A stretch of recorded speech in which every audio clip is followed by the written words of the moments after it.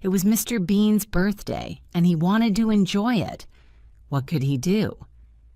How can I make this important day a happy day? He thought. I know. I'll go out to a restaurant for dinner this evening. I'll enjoy that. Mr. Bean didn't often eat in restaurants. They were sometimes very expensive, and he sometimes did things wrong when he was in a new or strange place. Oh dear, life wasn't easy for Mr. Bean. That evening, Mr. Bean put on a clean shirt. He put on his best coat and trousers. He put on his best shoes. Then he drove to a restaurant in the center of town. He arrived at 8 o'clock and went inside. It was a very nice restaurant. Everybody was wearing their best clothes, and there were flowers on every table. I'm going to like it here, thought Mr. Bean. This is a good restaurant for my birthday dinner. The manager met him at the door. Good evening, sir, he said. How are you? Would you like a table for one? Yes, please, said Mr. Bean. Follow me, sir, said the manager. He walked across the room to a table, and Mr. Bean went after him. Here you are, sir, said the manager. This is a nice table. He pulled the chair away from the table. Then he waited for Mr. Bean to sit down. Mr. Bean looked at him. Why is he taking my chair away? Thought Mr. Bean. What's he doing? And he pulled the chair away from the manager and sat down quickly. When the manager went away, Mr. Bean sat quietly for a minute. Then he remembered something. He took a birthday card and an envelope out of his jacket. Next, he took out a pen and wrote, Happy Birthday Bean, inside the card. Then he put the card into the envelope and wrote his name on the outside of it. He put it on the table and put his pen back into his jacket. After a minute or two, Mr. Bean pretended to see the card for the first time. Oh, a card. For me? He said. He opened the envelope and took out the card. He read it carefully. Now that's nice, he said. Somebody remembered my birthday. And he stood the card on his table. The manager arrived with the menu and gave it to Mr. Bean. Mr. Bean started to read it. Oh dear, he thought. Everything's very expensive. What can I have? Mr. Bean got out his money. He had a 10-pound note and some coins. He put the money onto a plate. How much have I got? He said, and he moved the money round on the plate. 10, 11, and 40, 50, 55. 11 pounds and 55 pence. He looked at the menu again. What could he eat for 11 pounds, 55? The manager came to his table. Are you ready, sir? He asked. Yes, said Mr. Bean. He put his finger on the menu. I'll have that, please. The manager looked at the menu. The steak tartare, sir. Yes, of course. Yes, said Mr. Bean. Steak. The manager took the menu and went away. Mr. Bean sat and looked round the restaurant. There were a lot of people in the room. There was a man and a woman at the next table. They ate and talked. Suddenly, a waiter arrived at Mr. Bean's table with a bottle of wine. Would you like to try the wine, sir? He said. Oh, yes, please, said Mr. Bean. The waiter put some wine in Mr. Bean's glass, and Mr. Bean had a drink. It was very nice. He smiled, and the waiter tried to put more wine into the glass. Of course, the waiter was right. First, the customer tries his wine. When he is happy with it, the waiter gives him more wine. But Mr. Bean didn't know this, and he quickly put his hand across the glass. No, thank you, he said. I don't drink wine when I'm driving. The waiter looked at him strangely and walked away. He didn't say, "Why did you try the wine when you didn't want it, you stupid man?" Mr. Bean took the knife from the table and started to play with it. He pretended to be a bad man. He pretended to push the knife into somebody, but he didn't really want to kill anybody, of course. It was a game. The woman at the next table looked at him angrily, and Mr. Bean quickly moved the knife. Next, he hit the glasses and plate on his table with it. Ping, ping, ping they went. And after a minute, he played the song "Happy Birthday" on the glasses. He smiled and thought, "I'm very clever." But the woman at the next table didn't think, "That's clever," or "Oh yes, that's funny." She thought, "That man's really stupid." And she looked hard at Mr. Bean. Mr. Bean put the knife down and looked at his napkin. "It's a very nice napkin," he thought. The waiter saw Mr. Bean looking at his napkin. He didn't say anything, but suddenly, flick, he opened it for Mr. Bean. "That's clever," thought Mr. Bean. "I'll try that." And he began to move his napkin. Flick, flick, flick. Suddenly the napkin flew out of his hand. It flew across onto the next table. The woman at the table looked round again, but Mr. Bean pretended not to see her. His face said, "It's not my napkin." A minute later, the waiter arrived with his food. There was a large cover on the plate, and Mr. Bean couldn't see the food. But he gave the waiter the money on the table. Customers don't usually give a waiter money when he arrives with the food, but the waiter didn't say anything. He took the money and put it in his jacket. Mr. Bean was happy. "I'm doing everything right," he thought. The waiter took the cover off the plate and walked away. Mr. Bean looked at the food in front of him. He put his nose near the meat and smelled it. Then he put his ear next to it. "What's this?" he thought. He put some of the meat into his mouth. Suddenly, the manager arrived at his table. "Is everything all right, sir?" he asked. "Are you happy with everything?" Said Mr. Bean. He smiled. The manager smiled too. He walked away, and Mr. Bean's face changed. There was no smile now. "Ah!" he thought. "They didn't cook this meat." But he had to eat it. "I don't want people to think that I'm stupid," he thought. "But I'll never ask for steak tartare again. Never." He pushed his plate away. But then the waiter went past his table. "Is everything all right, sir?" he asked. "Oh, yes," said Mr. Bean. He smiled. "Yes, everything's very nice, thank you." He smiled and pretended to eat some meat. But the waiter went away before Mr. Bean put it into his mouth. "What can I do with it?" he thought. "I can't eat this. Where can I hide it?" Then he had an idea. Carefully, he put the meat into the mustard pot and put the cover on it. "Where can I put some now?" he thought. "I can't eat it, so I've got to hide all of it. Oh yes, the flowers." He took the flowers out of the vase, but then the manager went past, so Mr. Bean pretended to smell the flowers. Very nice," he said. The manager smiled and walked away. Quickly, Mr. Bean put some meat into the vase and pushed the flowers in on top of it. He looked round the table. Where next? He thought. Yes, the bread. He took his knife and cut the bread roll.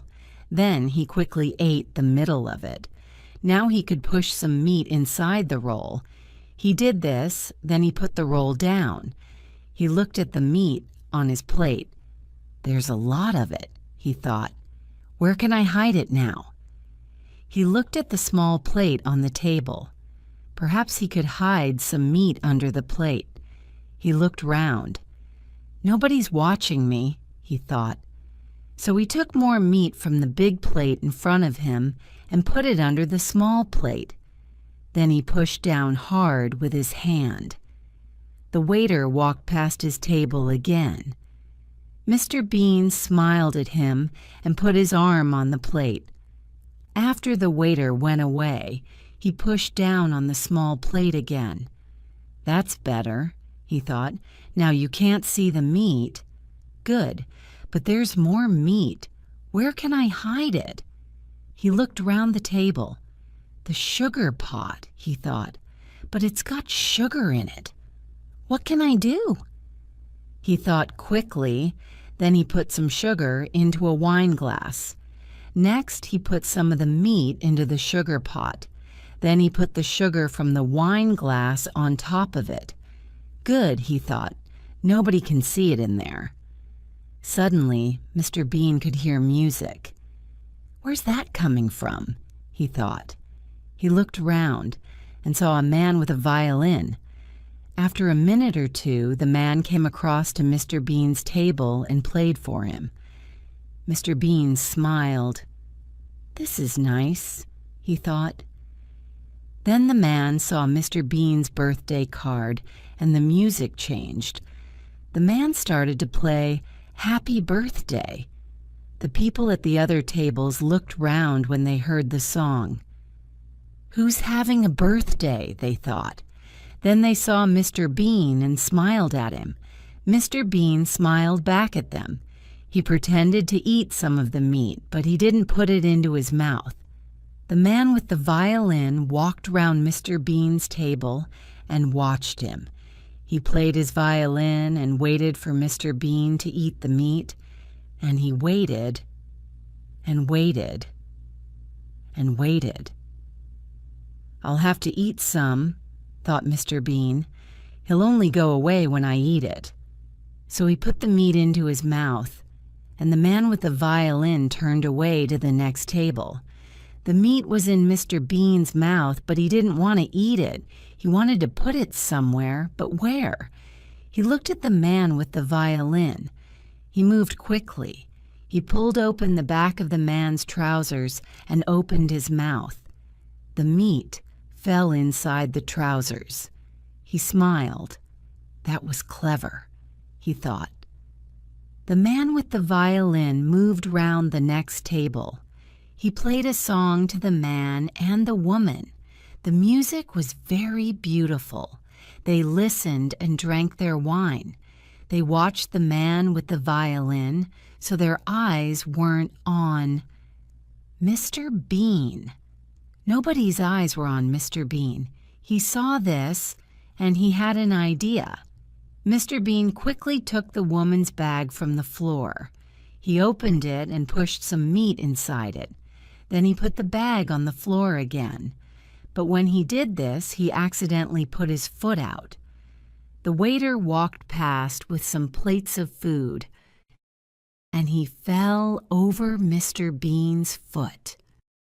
The plates fell onto Mr. Bean's table and onto the floor. There was a loud crash, and the people at the other tables looked up quickly. "What happened?" they said. Then they saw the waiter on the floor. "Oh, dear," they said. Now Mr. Bean had another idea. Here was the answer to his problem. He moved very quickly. He pushed the meat from his plate onto the table with the other food. Then he pretended to be very angry. "Look, you stupid man," he said to the waiter. "Oh, look at this." The waiter got up from the floor. "I'm sorry, sir," he said. "I'm really very sorry." The manager arrived at the table. "I'm very sorry too, sir," he said. "Oh, the food." "Yes, it's everywhere," said Mr. Bean. "Look, it's in the mustard pot. It's in the bread roll. It's in the vase of flowers." He took the woman's bag from the floor. "And it's in here. He pulled open the back of the violin player's trousers. And here, the waiter couldn't understand it. "Go back to the kitchen," the manager told him, and the waiter went away. Then the manager turned to Mr. Bean. "Please, sir," he said, "come with me." "What?" said Mr. Bean. "Oh, yes, all right." The manager took Mr. Bean to a clean table. "Sit here, sir," he said. Mr. Bean sat down. "Thank you," he said. The manager opened Mr. Bean's napkin. Then he got the birthday card from the other table. He put it on Mr. Bean's clean table. "Thank you," said Mr. Bean. The man with the violin came across and played Happy Birthday to him again. Mr. Bean smiled. Now everything was all right. "Now I can start again," he thought, "and this time I'll do everything right." The waiter arrived at Mr. Bean's table. He put a plate in front of Mr. Bean. The manager smiled and took off the cover. Mr. Bean looked down, and he stopped smiling. There, in front of him, was a very large plate of steak tartare. A lot of Mr. Bean's clothes were dirty. "I'll go to the laundrette this morning," he thought. "I'll take the car." He put his dirty clothes into a very large black bag and took the bag out to his car. He put it inside. Then he got in and drove to the laundrette. The laundrette wasn't very busy that morning. Before Mr. Bean arrived, there were only 2 women there. The younger woman was with the laundrette manager. "I've got to wash a lot of clothes," the young woman said to the manager. "I'll want a big washing machine." "This is one of our bigger machines," said the manager. "Use this." At that minute, Mr. Bean arrived. He had the black bag on his back, and he couldn't get it through the laundrette door. "Oh," he said. He pulled and he pushed. He pushed and he pulled. In the end, he got the bag inside. He took it across to one of the washing machines. "Money," he thought. "I want 2 one-pound coins for the washing machine." He took 2 one-pound coins out of his jacket and put them on the top of the machine. But then Mr. Bean saw a note above the washing machine. Machines now cost 3 pounds. "Oh no," thought Mr. Bean. "Have I got another 1-pound coin?" He looked in his jacket and his trousers, but he could only find a 5-pence coin. He put this on top of the washing machine. Then Mr. Bean remembered something. He did have another 1-pound coin, but he looked round. The young woman was next to the big washing machine. Mr. Bean saw her putting some clothes into it. The laundrette manager was busy in his little office. "Nobody's watching me," thought Mr. Bean. Good. He opened the front of his trousers. Then he started to pull out some string. The young woman turned suddenly and saw Mr. Bean pulling the string out of his trousers. "What is that man doing?" she thought. Mr. Bean saw her looking and turned away quickly. But now the older woman looked at him. Her eyes opened wide. "That's a strange man," the woman thought. "He's got string inside his trousers." On the end of the string was some paper, and inside the paper was a 1-pound coin. Mr. Bean smiled. He took the coin out of the paper and put it on the top of the washing machine. Then he put the 5-pence coin back into his jacket. Next, he opened the washing machine. A man came into the laundrette with a bag of dirty clothes under his arm. He was young and strong. When he saw Mr. Bean, he smiled. But it wasn't a nice smile. He didn't say hello or good morning. He pushed Mr. Bean away from the washing machine. "What?" began Mr. Bean. Then the young man pushed Mr. Bean's 1-pound coins onto the next machine. Mr. Bean was angry. He turned round to speak angrily. But then he saw the young man taking a white karate suit out of his bag. "A karate suit," thought Mr. Bean, "so he can fight. Perhaps I won't say anything." The young man pushed his white karate suit into the washing machine. Then he put some money into the machine and sat down on a chair. He took a magazine out of his bag and began to read. Mr. Bean started to put his clothes into his washing machine. There were some pairs of underpants. "Monday," he said, and he put one pair into the machine. "Tuesday." He put the next pair into the machine. "Thursday, Friday, Saturday." 3 pairs went into the machine. Mr. Bean stopped. "Wednesday," he thought. "Where are Wednesday's underpants? Oh, it's Wednesday today, and I'm wearing them." What could he do? He had to wash them, so he had to take them off. He looked round. "Where can I go?" he thought. There was a partition near the washing machines. "I'll go behind that," he thought. He started to walk to the partition, but the young man put his legs across the floor. He wanted to make Mr. Bean angry, but Mr. Bean remembered the karate suit. The man could fight. He walked round the young man's legs and said nothing. He went behind the partition and carefully took off his brown trousers. The young woman put some of her clothes into one of the very big washing machines. The other clothes were on the top of a smaller machine near the partition. She didn't watch her clothes very carefully. She didn't see Mr. Bean put a hand round the partition. And she didn't see him put his brown trousers down with her clothes. Mr. Bean took off his underpants, Wednesday's underpants. Then he put his hand round the partition. He took something, but it wasn't his brown trousers. It was a long brown skirt. Mr. Bean put on the skirt and came out from behind the partition. He walked back to his washing machine. The young woman took the brown trousers from the top of the smaller washing machine. She didn't look at them. She put them into the big machine. Next, she shut the door of the machine and took a magazine. Then she sat down on a chair near the dryers and started to read. She had her back to Mr. Bean, so she didn't see him wearing her skirt. Mr. Bean put his Wednesday underpants into his washing machine.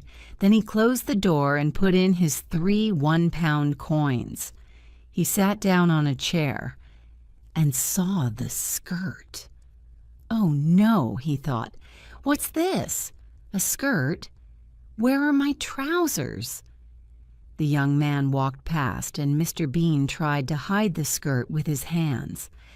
"I don't want him to see me in this skirt," he thought. "What will he think?" The young man went across to a machine on the wall and bought a cup of conditioner. Mr. Bean got up and went back to the partition. He looked at the washing machine next to it and remembered the young woman's clothes. "She put my trousers in the big washing machine with her things," he thought. He went across to the big washing machine and tried to open it, but he couldn't do it. "I'll have to wait," he thought, and he walked back to his chair. The young man put his cup of conditioner on the top of his washing machine. Then he looked at Mr. Bean and saw the skirt. He started to laugh. Mr. Bean looked away quickly. He got his black bag, and a pair of underpants fell out of it. "Oh, Sunday's underpants," he said. He tried to stop his washing machine and open the door, but the machine didn't stop. "What can I do?" he thought. He looked down at the skirt. "I know, I'll wear Sunday's underpants under this skirt. That's a good idea." He looked round, then went across to the conditioner machine, away from the other people. Carefully, he started to put on Sunday's underpants. He put his feet into them and suddenly he couldn't pull them up. He couldn't move them. There was a strange foot on them. It was the young man's foot. Mr. Bean turned round and saw the young man laughing at him. Mr. Bean wanted to shout, "Go away, you stupid man!" but he was too afraid. After a minute, the young man laughed again and went back to his chair. Mr. Bean quickly pulled up Sunday's underpants. He was angry. "I don't like people laughing at me," he thought, and he looked at the young man. "What can I do to him? I can't fight him. He's too strong." Then he had an idea. There was a coffee machine next to the machine for conditioner. Mr. Bean went across to it and got a cup of black coffee. He smiled and walked back to his washing machine with the coffee. The young man's eyes were on his magazine. He didn't look at Mr. Bean or the washing machine. "Now," thought Mr. Bean, and he quickly changed the young man's cup of conditioner for his cup of black coffee. Then he carried the cup of conditioner to his chair and sat down. He smiled. "That will teach him a lesson," he thought. After a minute, the young man stood up and went to his machine. He had to put the conditioner into it now. He stood next to the machine and laughed at Mr. Bean's skirt, so he didn't look at the cup when he put the conditioner into the top of his washing machine. But of course, it wasn't conditioner. It was black coffee. Mr. Bean tried not to laugh. The young man sat down in his chair again and looked across at his washing machine. There was a window in the door, and the young man could see his white karate suit going round and round in the water. But the suit wasn't white now, it was brown. "What?" he shouted. He jumped up. He ran across to the cup and looked inside it. Then he put it to his nose and smelled it. "Coffee," he shouted. Then he looked across at Mr. Bean. "Did you—" Mr. Bean didn't answer, but his face said, "Who, me?" He pretended to drink his cup of coffee, but it wasn't coffee, it was conditioner.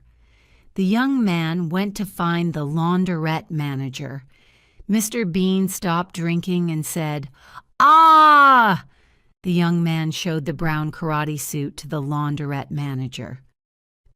"What's wrong, sir?" said the manager. "This karate suit was white when I came in here," said the young man. "Now look at it." "What did you do to it?" said the manager. "Me? I didn't do anything to it," said the young man angrily. He pulled the manager across to his washing machine. "This is your machine, is that right?" Yes, said the manager. The young man showed him the karate suit again. "This cost me £200, he said. "What are you going to do about it?" Will you come to my office, please, sir?" said the manager. "We can talk about it there." Mr. Bean sat opposite a large dryer. His underpants and other things were in the machine. They were clean now and nearly dry. Mr. Bean waited. After a minute, the dryer stopped. He got up and opened the door. Then he started to take out his clothes. A minute or two later, the young woman came to the next dryer and started to take out her clothes. They were dry, too. "Perhaps my trousers are in there," thought Mr. Bean. The young woman took some clothes out of the machine and put them into a bag. Then she went back to the big washing machine for her other clothes. Mr. Bean moved quickly. He started to look through her clothes for his trousers, but he couldn't find them. "Where are they?" he thought. "They're here somewhere. Wait a minute. Perhaps she left them in the dryer." So he looked inside it. First, he put his head into the machine. "I can't see anything," he thought. "It's too dark." Next, he climbed into the machine. The young woman was busy at the big washing machine. She didn't see Mr. Bean climb into the dryer. Then she took something out of the big washing machine. Her eyes opened wide. "What's this?" she thought. "A pair of trousers. I haven't got any brown trousers." She threw them onto one of the other washing machines. Then she took her clothes across to the dryer. Mr. Bean was inside the dryer. "Where are my trousers?" he thought. Suddenly, the woman's washing began to fly into the machine. A skirt, a dress, and some shirts. "What?" began Mr. Bean. Then the dryer door shut with a bang. "Oh, no," thought Mr. Bean. He turned and climbed back to the door. "Help!" he shouted through the window in the door. "There's somebody in here." But the woman couldn't hear him. She took a pound coin and put it into the dryer. Mr. Bean hit the window in the dryer door. Bang, bang. But nobody heard him. "I can't get out," he shouted. Suddenly it was very hot inside the dryer. There was a noise, and the machine started. The clothes began to go round and round, and Mr. Bean began to go round and round, and round and round.